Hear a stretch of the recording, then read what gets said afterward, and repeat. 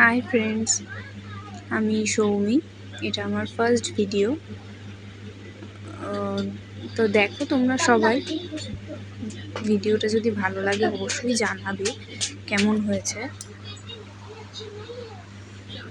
আমি আজকে রান্না করছি পোলাও এবং মুরগির মাংস, চিকেন। দেখো, অবশ্যই জানাবে কমেন্ট বক্সে। ভালো লাগলে লাইক করো, কমেন্ট করো, শেয়ার অবশ্যই করো, আর আমার চ্যানেলটাকে সাবস্ক্রাইব করে দিও। এটা আমার একটু ফার্স্ট ভিডিও, তা আমি নিজেও একটু নার্ভাস আছি। দেখো পরপর স্টেপগুলো। এখানে আমি গোবিন্দভোগের চাল নিয়েছি 3 কাপ মতন। সেটাকে ভালো করে ধুয়ে পরিষ্কার করে একটা থালার ওপরে প্রথমে ছড়িয়ে দিচ্ছি। 5 মিনিট এটাকে রেস্ট দেব, 5 থেকে 10 মিনিট এটা রেস্টে থাকবে।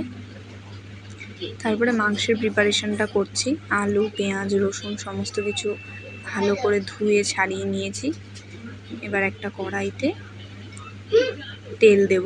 কড়াইটা প্রথমে গরম হবে, গরম করে তেল দেব। ততক্ষণ একটা বাটি বসিয়ে নিয়েছি পাশে। ওর মধ্যে পোলাওয়ের জন্য ঘি দিয়ে দেওয়া হচ্ছে। যতটা পরিমাণ দরকার পরিমাণ মতন ঘি দিয়ে দিও। আর এর মধ্যে হলুদ দিতে হবে একটু 5 মিনিট এটাকে ঠান্ডা করে একটু হলুদ দিতে হবে। তারপরে হলুদটাকে ভালো করে মিক্সড করে নিতে হবে ঘিয়ের সাথে, গরম করা ঘিটার সাথে। তারপরে এটাকে মিশিয়ে নেব চালটার সাথে। গোবিন্দভোগের যে চালটা নেওয়া হয়েছে চালটার সাথে মিশিয়ে নেব।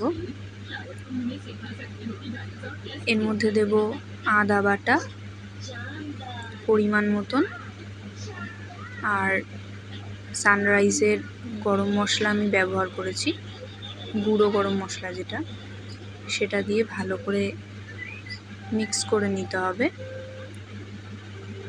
কিছুক্ষণ মাখিয়ে রাখবো এটাকে, 5 মিনিট মতন মাখিয়ে এটাকে কিছুক্ষণ রেস্টে রাখবো। তার পরের প্রিপারেশনটার জন্য আমরা আবার এগিয়ে যাব। তেলটা এদিকে গরম হয়ে গেছে। এবার এর মধ্যে আলুগুলো ছেড়ে দেওয়া হয়েছে। আলুটাকে ভালো করে ভেজে নিতে হবে, 1-2 মিনিট ভেজে নেবেন। তারপরে একটু নুন আর পরিমাণ মতন হলুদ দুটো দিয়ে দিতে হবে। দিয়ে আলুটাকে ভাজবো ততক্ষণ। আর একটা পাত্র বসিয়ে নিয়েছি পাশে, তেল গরম করে তার মধ্যে প্রথমে গোটা গরম মশলা, তেজপাতা দিয়ে দেওয়া হয়েছে। ভিজিয়ে রাখা কাজু বাদাম আর কিশমিশ দিয়ে ঘিয়ের মধ্যে ভেজে নেওয়া হচ্ছে।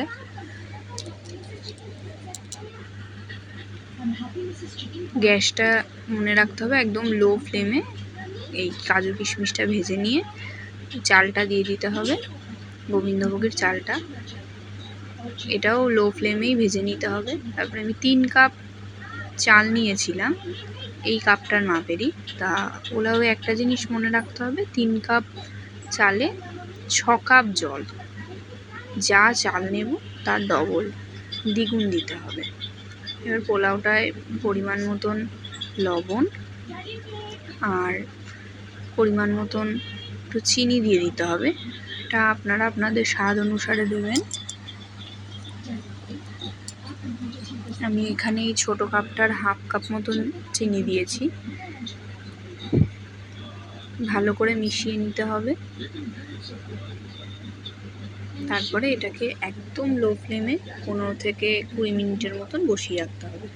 পাশের কড়াইয়ে তেল গরম করে জিরে আর পেঁয়াজ, কোচানো পেঁয়াজটা দিয়ে দিতে হবে মাংসের জন্য। এবার কিছুক্ষণ ওয়েট করতে হবে গোল্ডেন ব্রাউন হওয়া অবধি। পেঁয়াজটা একটু ভাজা হবে। তারপরে এর মধ্যে পরিমাণ মতন রসুনটা বাটা আছে দিয়ে ভালো করে নেড়ে নিতে হবে। মাঝে মাঝে এই পোলাওটার দিকেও নজর রাখতে হবে। পোলাওটাও মাঝে মাঝে একটু ঢাকনাটা খুলে একটু নাড়িয়ে নিতে হবে। এবার মাংসের প্রিপারেশনটা এদিকে হচ্ছে, এর মধ্যে দিয়ে দিতে হবে টমেটোটা। এবার এটাকে দিয়ে একটু ভালো করে কষতে হবে।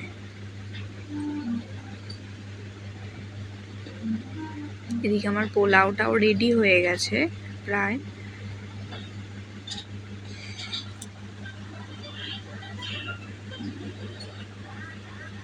এবার ম্যারিনেট করে রেখে দিয়েছিলাম আমি 15-20 মিনিট মতন মাংসটা।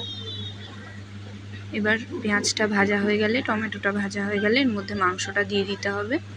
ম্যারিনেট করা মাংসটা দিয়ে এটাকে আস্তে আস্তে কষতে হবে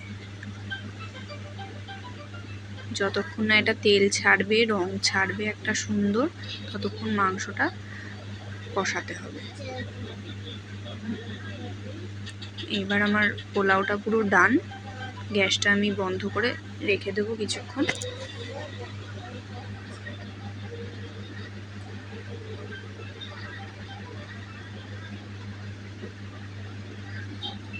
মাংসটাও অলমোস্ট রেডি এখানে।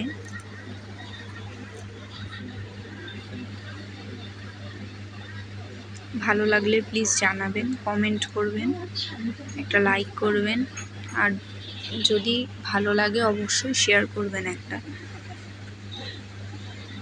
এবার পরিমাণ মতন একটু উষ্ণ গরম জল দিয়ে দেবেন।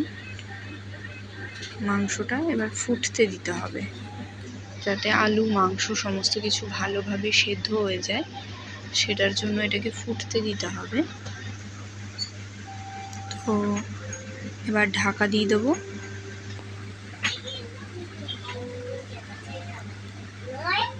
আজকের মতন বাই বাই। ভালো লাগলে অবশ্যই জানাবেন কমেন্ট বক্সে। Thank you, thanks for watching.